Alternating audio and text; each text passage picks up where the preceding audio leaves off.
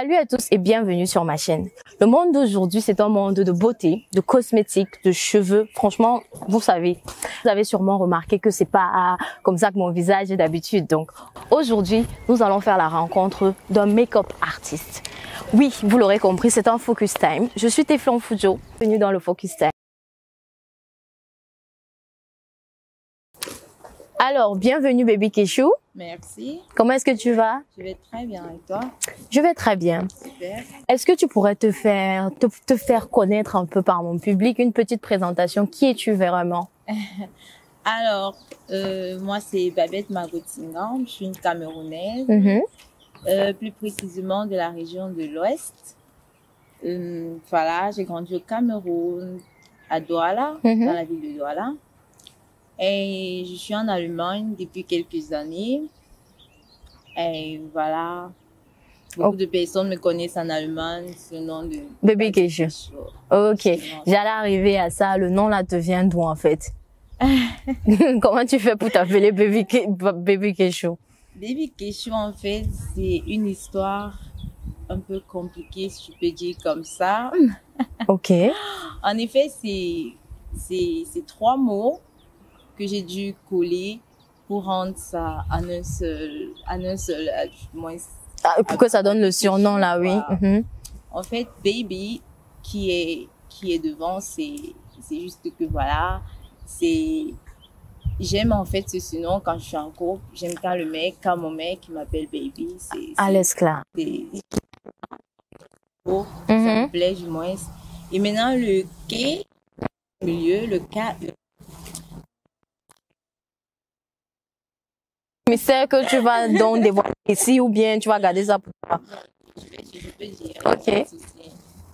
Le K là, ce sont K et E, ce sont les deux premières lettres du prénom de mon ex. Et quand je voulais créer mon Instagram, quand je voulais me créer un nom sur les réseaux sociaux, oui. Du coup, il m'aidait à chercher le nom. Ah, d'accord. Du coup, voilà comment j'ai dit Baby K. Et maintenant, le chou, déjà, ça fait plus l'amour, c'est beau à entendre. Et voilà quoi, Baby Kéchou, c'est en fait ça. Ok, d'accord. En tout cas, c'est une artiste. Vous pouvez voir qu'au niveau de son nom même déjà, on voit l'art et la beauté. Ok, d'accord. Qu'est-ce qui te passionne? Ma passion, bon, c'est le make-up, bien évidemment. J'aime maquiller, ça me plaît énormément. Et aussi la coiffure. La coiffure aussi. La coiffure, je fais pas ça tout le temps parce que, voilà, ça demande aussi énormément de temps, mais parfois, tu coiffes aussi. Avec passion. Et le métier que j'exerce présentement, j'ai aussi comment dire, ça me fait aussi plaisir, en fait. On peut connaître ce métier? Ou bien c'est secret? Bon, j'ai pas trop envie de parler, mais bon, oui, vous pouvez connaître le métier. Je fais une formation en infirmerie, je suis en 3e année. Oui. Ça me prend aussi énormément de temps. Oh, ouais. Ok. Donc, tu es dans le domaine de la santé. Justement. Wow. Franchement, c'est cool. Ok. Bah, pourquoi le maquillage? Bon, je vois que c'est un peu plus là-bas que c'est sur ça que tu es plus connue sur les réseaux sociaux. Donc, oui. Pourquoi est-ce que c'est le maquillage qui t'inspire? Comment tu arrives là? En fait, pourquoi le maquillage? Je sais pas quoi te répondre. Le maquillage, c'est un truc que, voilà, depuis toute petite et j'admirais mes grandes sœurs, mes tatas. Bon, j'ai pas de grandes sœurs, je suis l'aînée chez nous. Les grandes sœurs sont les grandes filles du quartier. Oui. Je les admirais, elles brillaient, elles étaient vraiment propres. Et voilà, quand je voyais, ça me plaisait. Et bien aussi que ma maman, oui. Elle aimait aussi se maquiller. Et voilà, je me rappelle quand j'étais petite, parfois, j'entrais dans sa chambre après son départ. Le dimanche, elle avait souvent l'habitude d'aller dans les réunions et elle laissait la chambre ouverte parce que mon papa restait à la maison le dimanche. Ouais. Donc, quand elle tourne son dos, tu commences à utiliser un peu les trucs. Donc, voilà, c'est un truc que j'ai admiré depuis que je suis toute petite. Et voilà, quoi, c'est resté à moi. Et ce n'est qu'ici en Allemagne que j'ai vraiment eu la possibilité d'aller un peu plus loin parce que bon, au pays, les produits de make-up et tout et consorts, ça coûtait un peu cher et j'avais pas encore cette, comment dire, la possibilité ou la faculté de pouvoir me les offrir. Donc, du coup, quand je suis arrivée, j'ai travaillé, j'ai commencé à avoir l'argent, j'ai commencé à acheter mes produits petit à petit, ça c'est devenu presque un magasin chez moi. Ah bon? Donc, ouais, c'est ça. Ok, donc qu'est-ce que ça représente pour toi aujourd'hui quand on parle de maquillage et de qu'est-ce que tu recherches quand tu vas sur le visage de quelqu'un et que tu dois essaie un peu de nous expliquer en fait. Transformer la personne. Ok. J'aime, comment dire, le résultat final. J'aime voir la façon dont, du moins, quand tu prends un visage sans maquillage, sans make-up, c'est différent d'un visage make-upé. Ça, c'est clair. Toutes ces transformations-là qui m'excitent, si je peux dire comme ça, en fait. Ok. La personne est quelqu'une d'autre ou quelqu'un d'autre, parce que les hommes aussi, on les maquille. La personne est quelqu'un d'autre et voilà, quoi. C'est là-bas que tu prends du plaisir et que tu... Ok, franchement, ok, d'accord, c'est cool. Et que penses-tu donc de ceux qui disent que se maquiller, c'est se cacher son naturel, être fake? Parce que je sais qu'il y a des gens qui disent ça, il y a beaucoup de personnes qui le disent. Qu'est-ce que tu penses de cette idée-là, toi, maquilleuse? Moi, la question que je peux poser à ces personnes, c'est mais cacher son naturel, comment en fait? Pourquoi cacher son naturel? Bon, peut-être parce que il y en a certaines filles qui se maquillent parce qu'elles ont des imperfections, elles ont beaucoup de taches, elles ont beaucoup de boutons et consorts. Bon, je ne sais pas, peut-être le but c'est maquiller pour cacher ses imperfections, mais moi particulièrement quand je me maquille, c'est pas pour cacher mes imperfections autant pour moi. Parce que les imperfections, je ne les ai pas. Je n'ai pas les boutons, je n'ai pas les grosses taches, je n'ai pas les... Bon, voilà quoi. Donc, du coup, moi, quand je me maquille, c'est pas plaisir. Et quand je me maquille, c'est pour beaucoup plus sortir mes différents looks que j'ai en tête, en fait. Ok. Non, moi, je me dis, chacun a son but derrière le maquillage. Il y en a peut-être celles qui se maquillent pour cacher leur tâche, celles qui se maquillent pour cacher leur naturel, celles qui se maquillent pour être quelqu'un d'autre. Mais bon, mais moi, c'est pour présenter les différents looks que j'ai dans ma tête. Voilà. Ok, donc toi, c'est plus parce que tu es dans la vision artistique, parce que tu crées des looks, tu inventes, tu peux rester comme ça, tu t'imagines un truc et tu as envie de te le représenter. Justement. Et du coup, tu te maquilles pour ces raisons-là et tu aimes le faire. Ok, ça peut s'expliquer comme ça. Et certaines personnes n'ont pas donc la possibilité de voir ça comme ça, parce que voilà, quand ils voient les gens, ils se disent ils se sont maquillés, elles se maquillent. La plupart des filles, des make-up artistes que je connais, bon, si je connais par exemple 100 make-up artistes, je peux dire 80 make-up artistes n'ont pas de taches. Le visage est tellement propre parce que bon voilà, puisque les make-up c'est les produits chimiques et consorts, ça détruit le visage et derrière ça on a aussi les skincare qu'on fait, les soins du visage et consorts. On doit automatiquement faire ça pour garder un visage pur, pour garder un visage sans imperfection, pour garder un visage propre en fait. Donc celles-là, elles n'ont vraiment pas de taches ou bien de gros boutons. Donc ça pourrait pas être une raison pour elles. Ça pourrait pas être une raison, donc voilà. Ok. J'ai vu récemment que tu es devenue MUA, ce qui veut dire Makeup Artist professionnel. Apparemment, c'est une sorte de, je sais pas moi, une étape que tu as passée. J'aimerais juste ça, que tu nous expliques un peu ici comment ça se passe en fait dans le domaine. Est-ce qu'il y a des concours? Comment est-ce qu'on fait pour devenir professionnel dans le make-up?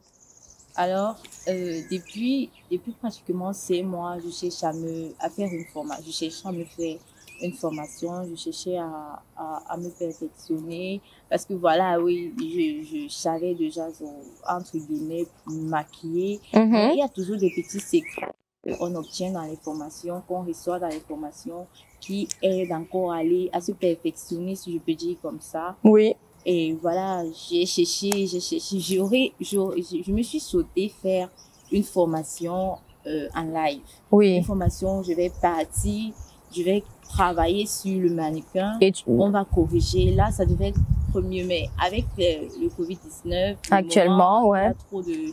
Moi, s'il y a le confinement et qu'on sort tout le temps. Donc, du coup, j'ai pas eu la possibilité de faire ça en live. J'ai fait plutôt en ligne, en fait. D'accord. Et voilà, en ligne, aujourd'hui, il y a beaucoup de formations. Et voilà, j'ai cherché et je suis tombée sur une formation où les critères me plaisaient. Du coup, je me suis lancée. Je suis partie m'inscrire. Bon, pour s'inscrire, déjà, il fallait un niveau. Oui. Pour s'inscrire, je me suis inscrite, j'ai présenté ce que je connaissais déjà, ils m'ont accepté. Et voilà, et maintenant la formation se déroulait comment? Dans la formation, il y a un certain nombre d'heures que tu dois atteindre pour être make-up artiste. Bon, du moins, c'est un nombre d'heures que tu dois faire et il y a un travail que tu dois présenter à la fin du parcours. Du parcours. On te note sur ça et on te remet le diplôme en fait. Ah, d'accord. Et sur le diplôme, qu'est-ce qui figure sur le diplôme de make-up artiste? Qu'est-ce qu'on note en fait? Vous avez participé, participé à une formation de make-up artiste en ligne. On donne le nombre d'heures que tu as eu à faire. Et on écrit encore certains trucs, j'ai pas trop ça en tête. C'est mon diplôme et tout. Donc voilà quoi. Et du coup, avoir un diplôme comme ça, c'est plus facile. Bon, quand on est sur le marché, justement, à quoi est-ce que ça sert? Bon, ça fait les gens te prennent un peu plus au sérieux. C'est vrai qu'on voit ton travail, on dit non mais celle-là oui est connue. Quand on voit encore le diplôme en plus, déjà elle est vraiment professionnelle. Ah d'accord. Ok, ce qui nous fait tomber sur ma prochaine question, qui est celle de savoir est-ce qu'on peut en vivre en fait dans la communauté actuelle, la communauté camerounaise, pardon. Est-ce qu'on peut vivre du fait d'être make-up artiste? Comment est-ce que ça se fait, le marché? Comment est-ce qu'on fait pour avoir des offres? Comment est-ce qu'on fait pour travailler dessus? Tomber sur des marchés. Est-ce qu'on peut vivre de ça? Je dirais oui et non. Oui. Non, pourquoi? Parce que voilà, si tu ne fais que maquiller, c'est difficile que tu t'en sortes. Faut t'en sortir. Il faudra que tu aies beaucoup de contrats mariage, contrats cérémonie et consorts. Et ça sur, comment dire, je sais pas, chaque semaine. Ouais. Oui, justement, peut-être 3 fois, 4 fois par mois. Peut-être avec ça, tu pourras t'en sortir. Mais je dis aussi oui. Pourquoi? Parce que derrière le make-up, quand on est make-up artiste, il n'y a pas que maquiller les gens, en fait. Il y a des projets derrière, comme par exemple, beaucoup de make-up artistes, elles ont beaucoup de filles, bon, même les hommes. Oui, oui. Ils ont leur institut de beauté. Oui. Ils ont leur marque de cosmétiques. Ils ont ils forment aussi des gens pour se maquiller. Ils apprennent les gens à se maquiller. Ils offrent des formations, si je peux dire comme ça. Donc, derrière maintenant ça, si tu as ton institut de beauté, tu as ta marque cosmétique, tes formations, là, tu pourras vivre de ça. Ah oui, d'accord. Mais les services de make-up, j'ai souvent voulu savoir, ça coûte combien? Ça reste dans quelle zone? Essaie un peu de nous donner des exemples. Là, je ne sais pas vraiment. Pourquoi? Parce que j'ai pas encore je suis pas encore vraiment connue, j'ai pas encore vraiment de compte tout le temps. Donc, ce qui fait en sorte que j'ai pas une grille de prix. Et ce que je fais présentement, c'est quand tu me contactes, je cause avec toi, en fait. On s'entend. Si par exemple, tu as un mariage, tu as par exemple 5 filles d'honneur ou 4 filles d'honneur, plus toi à maquiller. Ouais. Bon, toi, déjà, tu auras besoin de 2 mariages. Le mariage, deux maquillages. Autant pour moi. Le maquillage de la mariée et le mariage auront besoin d'un seul maquillage. Donc, ça dépend de toi, si tu veux 2 maquillages. Mais pour moi, elles auront besoin d'un seul maquillage avec toutes les touches. Donc, je peux dire OK, par fille donnée, je prends 30 €. Ça fait peut-être, voilà, 3 fois le nombre de filles d'honneur. Et pour la mariée, je peux lui dire, OK, je te prends, voilà, 50 €, 60 €. Et puis maintenant, à la fin, ça me donne peut-être, je sais pas trop quoi ta mathématique. Ça donne un truc comme, je sais pas, oui, tu peux être dans les 300. Justement, tu peux être dans les 300. Et maintenant, bon, on nous connaît, nous les Camerounais, on peut pas sortir l'argent comme ça, 300 € pour le maquillage. Ouais. C'est peu vaniteux. Ouais. Du coup, on peut s'arranger. Of course, tu me dis, ok, parce qu'il y a aussi le transport, je veux aussi me déplacer. Je peux dire, ok, je te... Et le transport, c'est à mes frais. D'accord. Et maintenant, c'est à toi de me dire, je peux envoyer quelqu'un te chercher. J'ai une soeur qui vit pas loin de chez toi, elle peut te prendre. Et voilà, quand on peut s'arranger, ok, moi j'ai 200 €, 250 € à t'offrir. Maintenant, ça va dépendre aussi si le week-end, je devais repousser quelque chose pour aller la maquiller, je peux pas accepter 200 €. Ouais. Du coup, si ça peut... Si t'es vraiment libre, je peux accepter 200 €. Ok. Donc, ça dépend vraiment de la situation, du client, de l'offre, de ce qu'il a proposé comme travail. Pour le moment, ouais. Ok. Oui, pour le moment, quand on est encore en train de se chercher complètement. Ok, c'est cool.